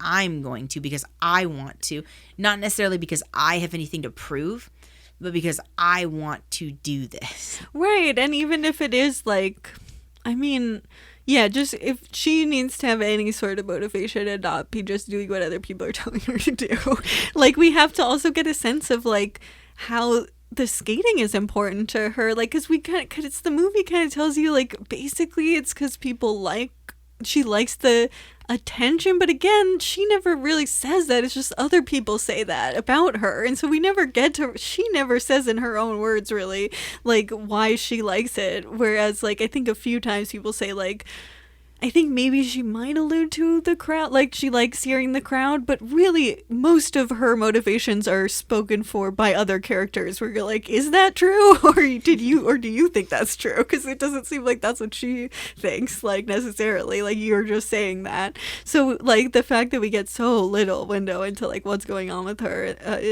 it makes it so hard. It just makes it hard to make a movie that way, because it's just like you have all these characters that are needing to do double work because they're, like, basically dictating what a character wants and thinks, when it's like, you just make the character do that. It's a lot less work for a writer if you just make the character be the one who wants and thinks stuff, instead of everyone else trying to make her want and think stuff, because then it just is all this weird friction, but she doesn't even have any opinions. So it's just like, Believe it or not, this story is told a lot better in so I recently went on a kind of a bender on Disney Plus. I watched a bunch of those old Disney Channel original movies. Oh yeah. Not all of them hold up. However, one of my favorite ones, and like I said, something that I think tells this story much better, is Miracle in Lane 2. It's based on a true story, stars a very young Frankie Muniz as Justin Yoder, who is paraplegic. Oh, yeah. And he decides he wants to be a soapbox derby racer. And so it's about them not only figuring out how is he going to do this, but also about him not overcoming his disability, but overcoming the system. Right. So good. It's actually really cute. Well, that's like it's really that good. works a lot better. And I was expecting like some of that, maybe not like that much of a, like not as much of a critique as I wanted, but I was expecting it to be somewhat like that, but then it's not. It's really not at all. It's really not. Like there's no going up against the system, or even like the fact that no one even knows she's blind. And then that's also the ideal. Like it's seen as that's the perfect thing, that like she could do something without anyone knowing that she's blind. She can pass. Right, So right. It's totally fine. And and I think we've gone back and forth on that point of like I would want people to know that she's blind, but if they know that she's blind, would they treat her differently? Would they score her differently? That's not fair when she's put in just as much work as all these sighted people have. Yeah, I mean, it's difficult because it's like, you really wouldn't know, like, and it's really hard to say exactly how much, especially with something that is weirdly like it's kind of like job interviews. It's like, well, technically you're not allowed to discriminate, but job, like, people don't have to give any reason why they didn't hire someone. So it's not like they have any responsibility to show they didn't discriminate. Like, they can still do it. It's just, kind of covert. But yeah, it's really hard to like say exactly how much of a concern that would be, and you really just can't tell in the movie. Like, and they don't, even though they have a character who's like has some sort of mental health thing, we assume, going on, and is said that they hurt themselves, which I guess is supposed to be the same for, like, supposed to foreshadow her journey, but then it's not really foreshadowing her journey because she's, I guess, because she's hiding her blindness, and they said that she got a concussion and broke her arm or whatever, like, but I don't even think they say broke her arm in the 78 one, but just that she like got a concussion, but no one really knows what happens or what happened to her. But yeah, I mean, we don't get a real sense, because the French girl that would be the analogous person at the beginning is like is just a mess when the only scene we see her, like, she's like really not doing well, and then we never see her again. Like, she's talked about in multiple scenes without us meeting her at all. We only see her ice skating basically, and like just sitting in a waiting room and then ice skating, so it's like 3 minutes of this character, and then she disappears forever. So we have no sense of like how her, like, what's going on with her would affect her ability to be judged, because she keeps falling. Like, her whole thing is she falls and falls and falls and falls, which means that she would probably get judged on the falling thing, most likely. Whereas that's not the question we have about, like, treating disabled people differently. Obviously, if a disabled person was, like, figure skating and they fell all the time, then that's going to be very different than someone who does a perfect, like, sighted person routine. So, like, we just have no sense of, like, we don't have any character that gives us a window into how the judges would react, which, like, you could have also done that. That's another way you could have made it better. You could have, like, give us more of a sense of why she made this choice. Yeah, I would have liked to have seen that through maybe a role model, someone, a Paralympian that she could have talked to, right? Someone who's been through this, someone who could have given her advice or pointers, or at least been like, hey, I'm here if you need to talk or if you want to know. It's like a very able-washed world. It's like one of those problematic things where you have just like someone who has a certain identity and they're going up against systemic problems, but then they also, like, no one else is even there's no role model. There's no one else like them. Not only that, but I mean, #movie so white. I don't think there's a single movie. Yeah, I don't think there's a single person of color in either movie. I know there's there's white as the snow that's in every scene. As white as the ice she skates on. Yeah, exactly. Yeah. So that's another thing I would change is I don't want to see a movie about a blonde white girl. Well, no, we figured it out, actually. Don't make it a blind person, actually, at all. Just do a movie about that. What's her name? We looked up her name, now I can't remember. Wait to say her name. Bonnelly. Bonnelly? Is that? It's her last name. Yeah. Okay, yeah. Yeah. Just make a movie about her. That's I would really how watch you that fix movie. this movie. Just make a movie about like a black figure skater that is rough around the edges but does a lot more interesting stuff, and how that kind of systemic problems. I mean, it's kind of like I, Tonya, I guess. I, Tonya is similar to that, like, kind of message overall. Similar to the fact that nobody got on her about the fact that she was white. It was more about the fact that she was considered trailer trash. And also, doesn't her competitor have like a blind dad, and that's weirdly part of the what's her name, who she trips. No.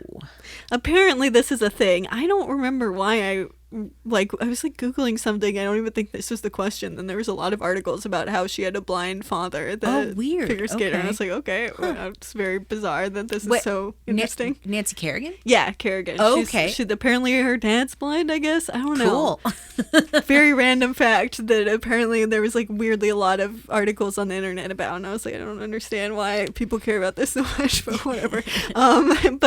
But that's completely relevant, weird, random fact. Like, I mean, I think that, and I haven't seen I, Tonya, but I know a lot about her story and like a lot of the details. It's really good. I mean, for Margot Robbie's performance alone, it's really good, and it's streaming on Hulu, so you don't have to pay anything to watch it. I will have to. It's definitely on my list. But yeah, I think like in some ways it does it, but it's a little bit more about like, I think I, Tonya is more about abuse and less about like the figure skating world specifically. Yeah. So that's and honestly, like, movies about abuse, I sometimes have to like be in an okay place to watch them. They're not always that fun. That movie comes with a heavy trigger warning. I mean, it's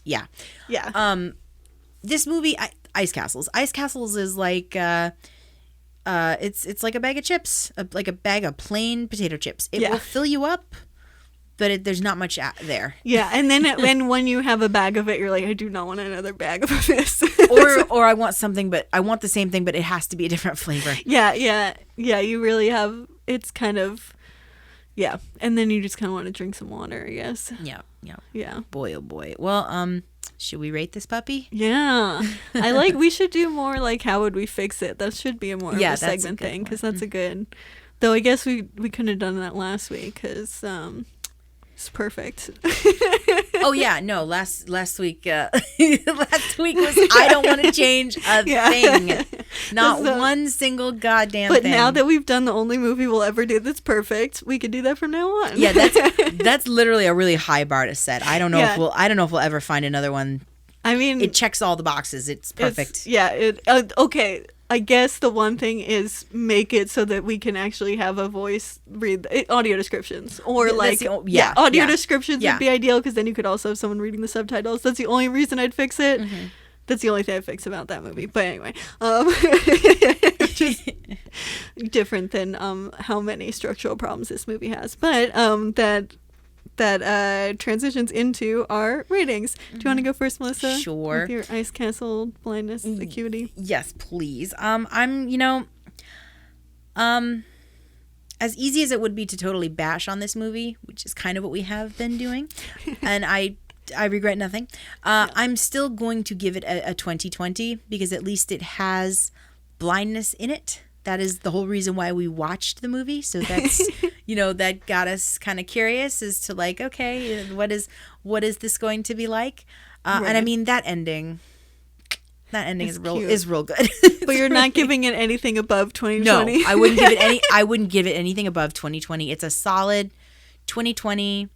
This is you throw it on at 3:00 on a Saturday afternoon when you're not going nowhere, and you're sitting on the couch in like a robe and fuzzy slippers, but it just doesn't. It's not very sighted, or it's just all sighted still. Oh, like, as opposed to like under 2020, I guess would be even more sighted. But yeah, it's 2020. I definitely wouldn't show this to this wouldn't be my first choice to show a blind person, who wanted to be an athlete, needed some motivation. Like, let's watch Ice Castles. It's not that movie. Yeah. So yeah, 2020, because I'm I don't want to bash on it harder, but yeah, solid 2020. I was actually giving it a 2025 just because I figured, because my thought was literally just like, she is a blind character for some reason. So I'll give it 5 for that.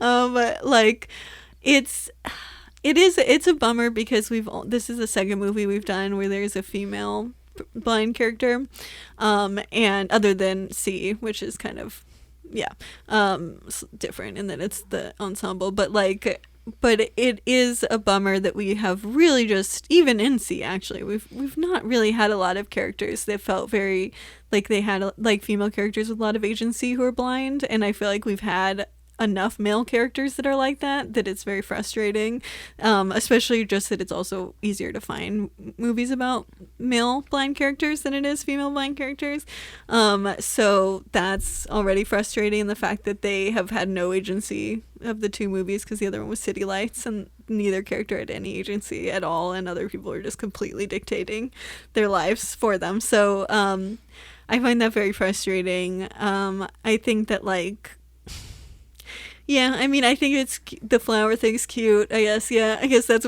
mostly where the 5 comes in. Like, just the fact that there is some acknowledgement that the world would be different. Because it's also, like, I think it's also symbolically, like, you can do the whole figure skating, like, perfectly as a blind person, or quote unquote perfectly, because again you have to like question that, but that's not the problem, that it's at the end with the flowers once everything's already done, when just like kind of like silly sighted people nonsense basically, that's the thing that gets her. And I think that like, instead of just her falling because she's blind, like I think that why that works is because it's just showing that like it's not actually it's not the meat of the thing that's affected. Her ability, her talent isn't the thing that's being questioned. Right. That it's just like something so silly. And I think that's also a better metaphor for blindness in general, is that like, it's not the things that people think are the hard part that tend to be the hard part. It's just the stupid shit that's like in between. Yeah, that's like little not things. Important. Mm-hmm. Yeah. Mm-hmm. That like, though it's not important, you can still like fall because you're not aware of it. And so it can like, the things that are irrelevant can be the things that like actually hold you back the most. And so yeah, so I mean, I think that's a cute way of doing that. But other than that, it just feels like blindness is kind of an afterthought. She's only blind for less than half the movie, and it's not treated very well at all. Dramatic effect. Yeah. Would you say that also it's well, no. I was gonna say, would you say it's also could be used as something that puts her in her place? Like her blindness? Yeah, like she got too high and mighty, so she, I mean, the characters the adults who keep telling her what to think do seem to think that that's true, which I'm just like, I don't know. Do you think that it's true? That was like, do you think the movie thinks that? It's hard to say. Kind of. Yeah. I mean, because, yeah, it does feel a little bit like it is used as something to put her in her place. I mean, it's because I don't really feel like anyone else learns anything. Yeah. I mean, you could maybe say that, oh, well, her boyfriend learns something. I don't think he learns anything. It feels like he does, but then you're like, what did he learn? Nothing. Like the movie seems to think he's learning something, but he's not. Yeah, no. Yeah. And I guess, she learned that she can do it as long as she puts her mind to something. She can do that thing. Right. No matter what. Nothing will stand in her way. Yeah. Which, I mean, yeah, fine, I guess. I mean, but then it's also like she learns it, but it also feels like it seems so extreme to begin with that the movie is trying to make you think we've gone a lot farther than we have. Right. And it's also like only 30 minutes we have. So it feels, you're like... Yeah. It feels like you're walking a continent, like the movie wants you to feel that way. It's almost, it almost feels like an afterthought watching it again. It's just like, oh, right. She didn't, she acted like a goofball and did this thing, and, instead of being, and she could have gotten severely injured in all kinds of different ways. Right. But they decided to blind her. Right. Which is also just very yeah, it is very confusing because it feels very unlikely that would happen. It's one of the least likely ways to become disabled from a figure skating like accident, but it's I think that it's very hard to tell what this movie is thinking. I think, because they have a character that's not actually doesn't seem to have any opinions of her own, or like has been made to know that she's not allowed to vocalize them by the people in her life, so she doesn't. So you have, I think because of that, it's really hard to like figure out exactly what the movie thinks is going on, like because a lot of the characters are just kind of like saying things where you're like, that's obviously not true, but then it's like the only explanation, like the fact that she hurt herself because she didn't want to be in the spotlight or something, and you're like, that's not a thing. Like, that's not true, there's no way that's true, but then you're like, there's no other explanation, and it's not really called into question what that adult just said, so I guess the movie thinks that it's true. Like, it's just really, but then sometimes you'll get like two different completely wrong explanations of why she did something, and you're like, okay, obviously neither of those are true, but then she doesn't say anything, we don't get any other indication, so we're like, okay, I guess it just happened. I guess we have to, like, I mean, accidents do happen, like, you can't just fall. Sure. Like, it isn't like that. And it is weird that she falls because she's in an emotionally vulnerable state, not because she's doing a dangerous trick, because it feels like you could just do that. Like, that at least would be at least a little bit more concrete storytelling. Like, it's very weird. Like that they set up the fact that she shouldn't be doing certain kinds of things, but then it's not like an Icarus thing. She just kind of just is mad and feeling emotionally destabilized. Right, and that's why she falls. So it's not even the trick. So, it's just very weird. And then she's also, part of why she's destabilized is the whole thing with the French girl, which I still do not understand at all. So it's just also like why is she mad? Yeah, no. In the other movie, it's not even like her rivals make fun of her for like 3 seconds because she can't afford a pretty dress and doesn't wear makeup and that's blah, a little blah, blah. more I, Tonya. Yeah, it's a little more I, Tonya, and then you just never see them again. Oh my god. Yeah, there's a lot of like abandoned characters. You're like, oh, this character's gonna be a big part of the movie, and then like within the next 20 minutes it's like, oh, so I guess they are no longer in this movie at all. So that's Ice Castles. It's Ice Castles. We did it. And now we don't have to revisit it because we've seen both versions twice. Yeah, so we don't have to come back to it. Nope. Unless we do like down the line some bonus episode where I watch the 2010 one, you watch the 78. God. unless you really want to listen to Through the Eyes of Love. Oh my god. Yeah, go. That's what your call to action. Not gonna lie.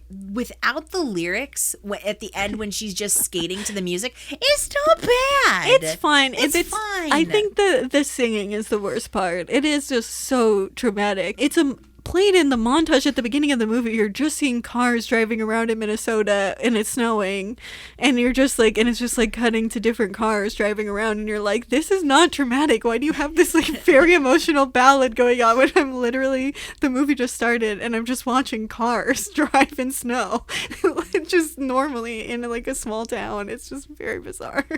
But yeah, I think it works. Yeah, it definitely works better. It's an instrumental for her thing, but you have to have it. At least figure skating is very emotive music, like that's part of the form, so you can get away with that. In the 2010 version, it was pretty cool because when you're seeing her do her routine before she's blind, like in the 70s version, she does her routine to the Firebird, which is one of my favorite pieces of classical music. Oh, nice. So that's really cool. It's like, I know that song. Yay.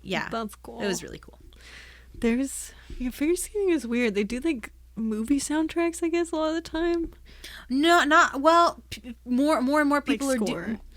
Like score. More and more people are doing it now, but usually they're skating to classical music. Yeah, I think now they're just like doing more movie scores. I guess because they're naturally emotive. Theoretically, well, that and especially the score to this movie where she's about to fall. Yeah. It's like the shark in Jaws. She's gonna fall. I know. Bang. Yeah.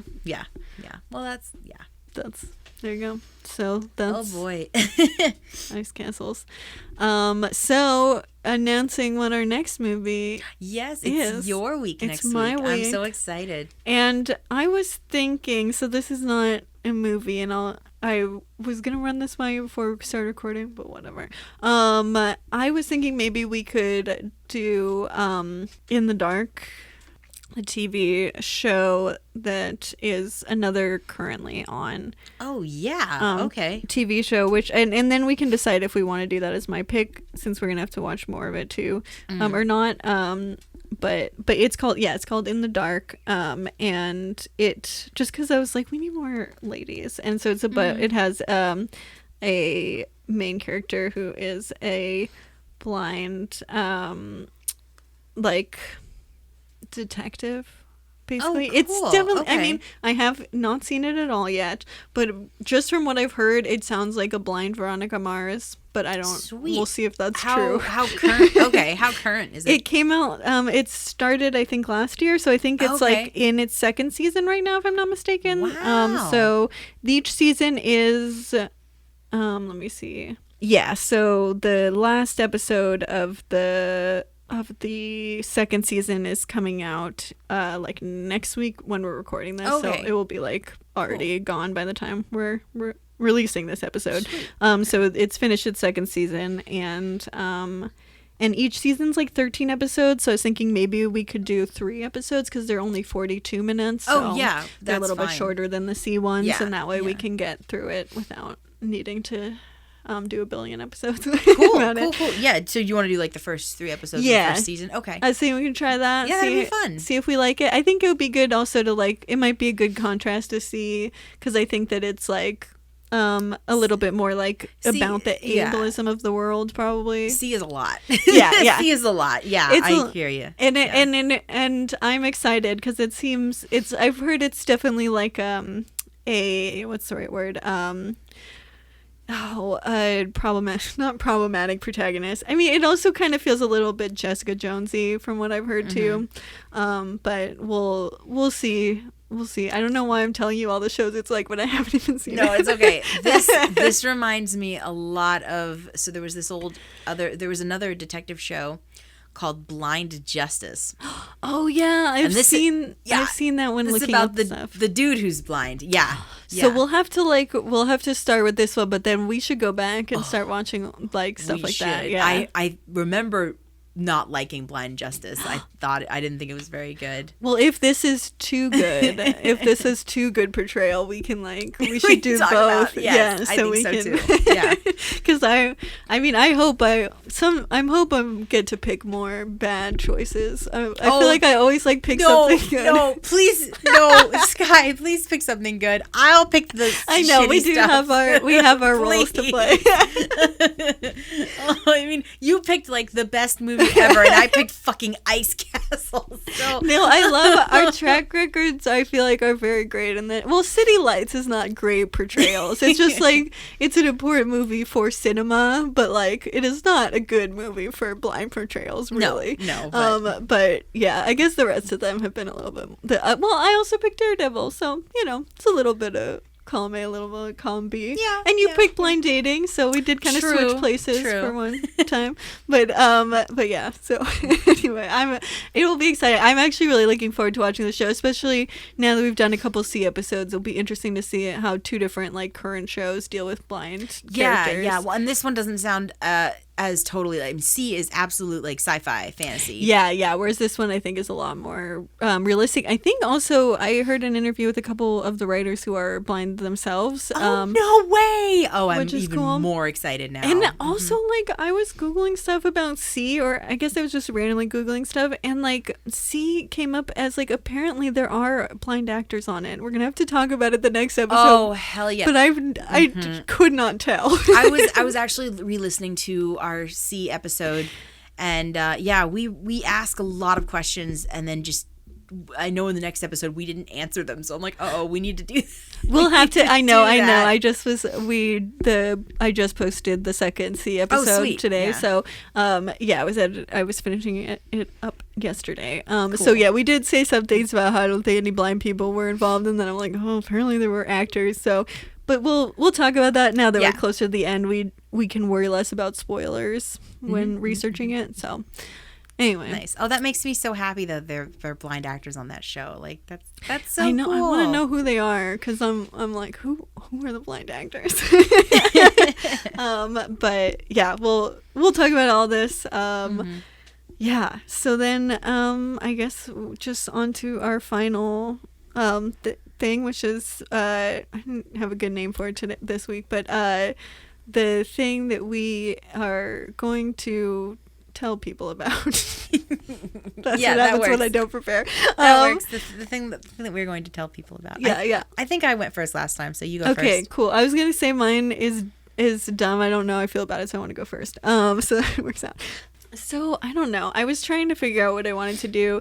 I just realized that like Netflix just like, and I don't know if this is going to be different by the time this comes out. It's only 3 weeks of a lag between when we record these and when they come out. So it might be the end of June. So there's a potential that some of them are about to be gone, but they just had a lot of like movies that they posted all at once, I guess, or I just have been noticing that they've just posted a whole bunch of movies on Netflix, and I was just, because I just didn't know what to do. I feel weird about this, but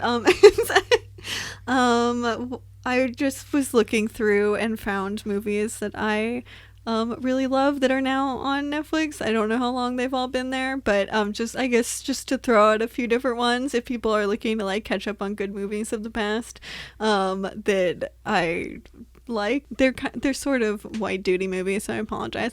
But and they're also movies that probably a lot of people have seen, but whatever. Inglourious Basterds, one of my favorite movies. I don't think it's always been on Netflix. I don't know. No, I don't think so either. But it's definitely one to like rewatch or watch for the first time because it's my favorite Tarantino. It's fabulous. There's also A Serious Man, the Coen Brothers film, which I really love. That's that is one of my favorite Coen Brothers movies. It's so good, and Yes. it's like really. I feel like it's really slept on. People don't acknowledge how great A Serious Man is. I even have like a poster for it in my room somewhere.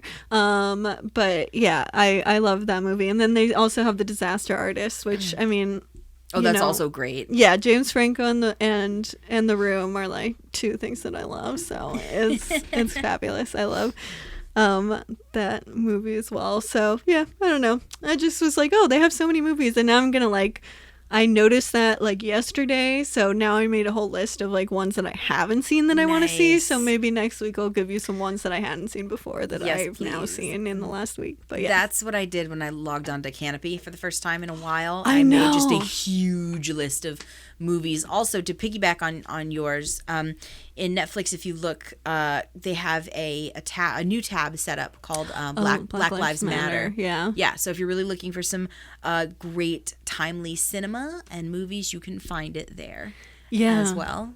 They have some stuff on the Rodney King like trial and riots and stuff. And so I really want to check those out because I was grew up in the middle of that. Other movies have been made free to watch on streaming services as well. Just Mercy and Selma are free to watch no matter what streaming service you use. Oh wow. And everyone seems to have Moonlight now, which I also love. Moonlight, because it's on Canopy and Netflix. So that was another one I was going to put on the list, but then all very good. I have some catching up to do. Black Klansman is on HBO Max. Isn't that good? So good. Okay. That is the movie that should have won the Oscar. Oh really? What was the year that beat it? Wait, was that not this last year? No, it was. Green Book? Before. Oh God, Green Book. No, it wasn't the year that Green Book had run or was nominated. Green Book is terrible. Yeah, and I've never seen it, but I know it's terrible. Come after me if you want. Green Book is an awful movie. Hey, this podcast, we do not like Green Book or The Theory of Everything, and I do truly believe we are on the right side of history. Yeah. Just find out later on. I think Green Book we already know. I think that's already been decided as bad. Yeah, so terrible. Anyway, but no, actually, I think the year that Black Klansman was nominated was the year Shape of Water won. Oh, so I was a little put out that BlacKkKlansman didn't win because I think it should have won Best Picture, but The Shape of Water is real good. Isn't that like a weirdly disabled thing? Yes, actually. Yeah. Is it good? I've heard mixed things. I love it. Okay. I think it's I don't know if I can go as far as to say like it's a masterpiece, but it is Right. it is one of my favorite movies. That movie got me to read the novelization of the movie, which I never read those things. Oh, wow. And I read that one and it's really good. Wow. I only do that when they're short stories. Yeah, no, this is it's a novel and it's really good. And so yeah. Yeah, but to piggyback on yours. Yeah, well, thank you. No problem. No problem. Mine is so I was doing some reorganizing over the past weekend because I'm stuck at home and I just feel the need to like clean my room 70 million times a day. And I had the radio on and Livewire was on because Saturday they have all the really like fun, goofy shows on OPB. And one of the guests on the show was a poet by the name of Dinez Smith. And they are non-binary and they just wrote a book of poems called Homie. And they read one of their poems about what their idea of a president is. And it is, I mean, I was sobbing afterwards. Like, I literally stopped what I was doing and sat down and listened. And they read it with just fire and passion. And it's so beautiful. And oh my God, tearing up just talking about it. And the audience, like I've never heard a standing ovation before. Until last Saturday, you could tell, even though the host said it, you could tell that audience fucking got up on its feet and was screaming. We should have talked about that during the movie because there's someone who had to like hear that there was a standing ovation in the movie, and I was going to bring that up, and I forgot to do it. Right. Oh my God. But anyways. Yeah. Sorry, that just no, that's okay. So so I got his book of poems. You can get it through Libby at the library. There's the audio version, which is what I have because obviously I want to hear them read their own poetry. Yeah. So yeah, the book is called Homie, and their name, the author is Dinez Smith. Yeah. That is awesome. I think this is our first poetry recommendation, so I love that. Okay, so then I guess we just have credits. Read them credits. Yeah. So our theme song is by Lucia Fasano. Our Twitter is White Cane Pod. Our Instagram is Citizen White Cane, and our Facebook is @Citizen White Cane. Our email is citizenwhitecanepod@gmail.com. And if you would like to leave us a voice message, you can find the link in the show notes. Have you been a figure skater, and what is your opinions on like the how fancy you're supposed to be or how they judge you? Do you have what are some other things? Are you a blind person who's ever been taken pity on? I'm sure there's a lot of you out there. Are you a Paralympian who is amazing at your sport? Yeah, and do you think that, like, do you have a really strong opinion about the different types of Olympics and how you feel like that should be? Do you have another way that you would rewrite ice castles? Yeah. Do you hate the theory of everything also? Yes. Any of these things, do you have another one? You don't have to. I just wanted to make sure I didn't cut you off. No, it's okay. If you have any of these questions or any other thing you'd like to tell us or any other movie you think we should watch or just want to say hi, you can do that. And with the link in the show notes. Also, don't forget to rate, review, and subscribe to the podcast. And tune in next week for In the Dark. Okay. So excited. See you next week. Bye. Bye.